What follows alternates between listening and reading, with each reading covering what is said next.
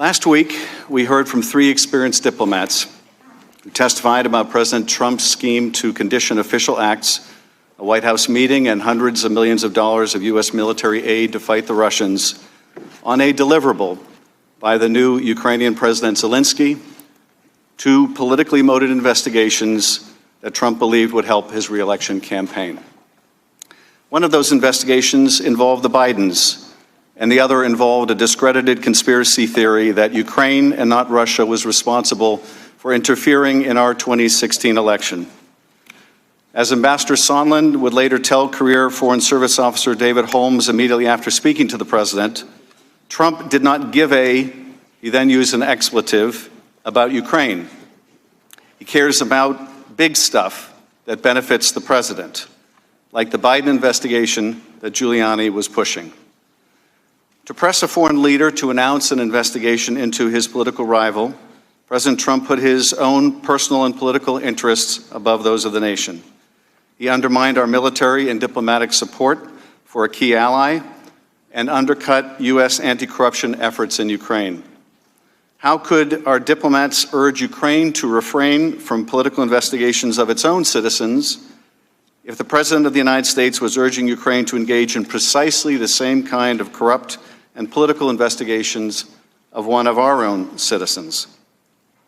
At the White House, career professionals became concerned that President Trump, through an irregular channel that involved his acting chief of staff, Mick Mulvaney, EU Ambassador Gordon Sondland, and Rudy Giuliani, was pushing a policy towards Ukraine at odds with the national interest. This morning, we hear from two of the national security professionals who became aware of those efforts.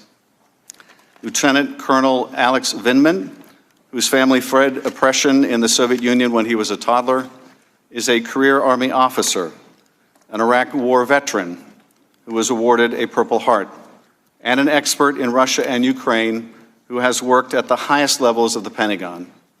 In July 2018, he was detailed to the White House in part to coordinate policy on Ukraine. Jennifer Williams is a career Foreign Service officer who is currently detailed to the Office of the Vice President and responsible for Europe and Eurasia-related issues. Following his initial and congratulatory phone call with Ukrainian President Zelensky on April 21st, President Trump asked Vice President Pence to represent him at Zelensky's upcoming inauguration.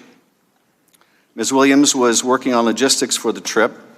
Pence would be a coveted attendee, second in significance only to the president, and would have sent an important signal of support to the new Ukrainian president. In early May, however, Rudy Giuliani had been planning to go to Ukraine to pursue the president's interest in having the Bidens investigated, but had to call off the trip after it became public. Among others, Giuliani blamed people around Zelensky for having to cancel and claimed that they were antagonistic to Trump. 3 days later, the president called off the vice president's attendance at Zelensky's inauguration. Instead, a lower-level delegation was named: Energy Secretary Rick Perry, Ambassador Sondland, and Ambassador Kurt Volker, the three amigos.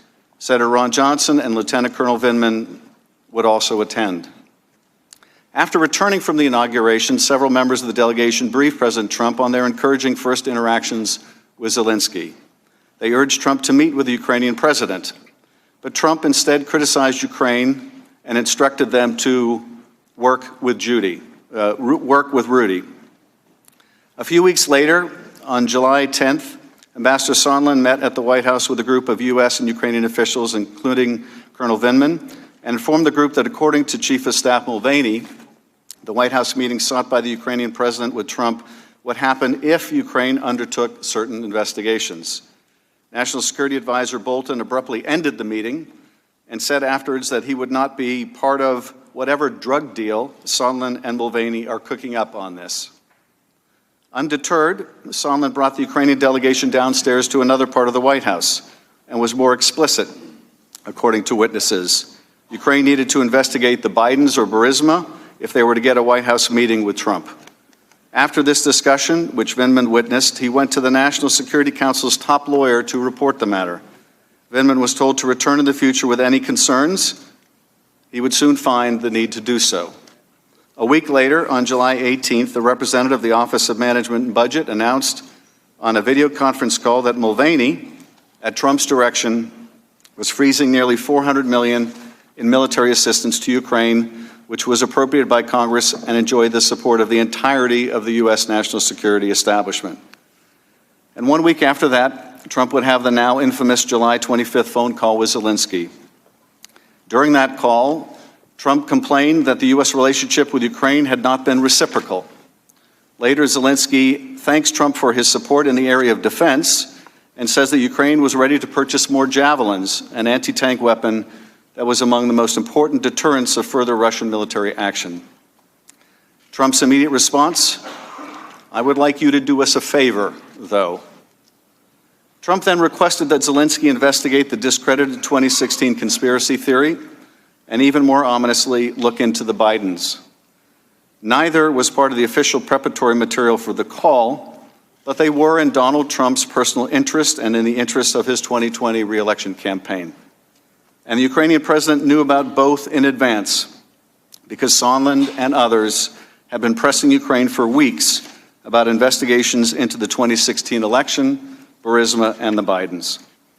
Both Colonel Vindman and Ms. Williams were on the July 25th call. Vindman testified that due to the unequal bargaining position of the two leaders and Ukraine's dependency on the U.S., the favor Trump asked of Zelensky was really a demand. After the call, multiple individuals, including Vindman, were concerned enough to report it to the National Security Council's top lawyer. It was the second time in 2 weeks that Vindman had raised concerns with NSC lawyers. For her part, Williams also believed that asking Zelensky to undertake these political investigations was inappropriate, and that it might explain something else that she'd become aware of, the otherwise inexplicable hold on U.S. military assistance to Ukraine. Both Colonel Vindman and Ms. Williams also took note of the explicit use of the word Burisma by Zelensky, a fact conspicuously left out of the record of the call, now locked away on an ultra-secure server. Colonel Vindman believed that Zelensky must have been prepped for the call to be able to make the connection between Biden and Burisma, a fact that other witnesses have now confirmed. In the weeks that followed the July 25th call, Colonel Vindman continued to push for a release of the military aid to Ukraine and struggled to learn why it was being withheld. More disturbing, word of the hold had reached Ukrainian officials prior to its becoming public. By mid-August, the Ukrainian deputy ambassador asked Vindman why the United States was withholding the aid. Although Vindman didn't have an answer, Sondland made it explicit to Ukrainians at a meeting in Warsaw. They needed to publicly commit to these two investigations if they hoped to get the aid. Ms. Williams, we all saw the president's tweet about you on Sunday afternoon and the insults he hurled at Ambassador Yovanovitch last Friday. You are here today, and the American people are grateful. Colonel Vindman, we have seen far more scurrilous attacks on your character and watched as certain personalities on Fox have questioned your loyalty. I note that you have shed blood for America, and we owe you an immense debt of gratitude. I hope no one on this committee will become part of those vicious attacks. Today's witnesses, like those who testified last week, are here because they were subpoenaed to appear, not because they are for or against impeachment. That question is for Congress, not the fact witnesses. If the president abused his power and invited foreign interference in our elections, if he sought to condition, coerce, extort, or bribe an ally into conducting investigations to aid his re-election campaign and did so by withholding official acts, a White House meeting, or hundreds of millions of dollars of needed military aid, it will be up to us to decide whether those acts are compatible with the office of the presidency. Hey, NBC News viewers, thanks for checking out our YouTube channel. Subscribe by clicking on that button down here and click on any of the videos over here to watch the latest interviews, show highlights, and digital exclusives. Thanks for watching.